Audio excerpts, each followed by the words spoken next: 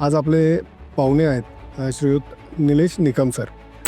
की मी महानगरपालिकेत वयाच्या 22-23व्या वर्षी साधारणतः निवडून पोट फेडअप झालं आणि त्यांनी मला एक सांगितलं सूचना केली की तुम्ही एक काहीतरी करा, एकतर वकिली तरी करा तर तुम्ही नगरसेवकपद तरी तुम्ही सांभाळा.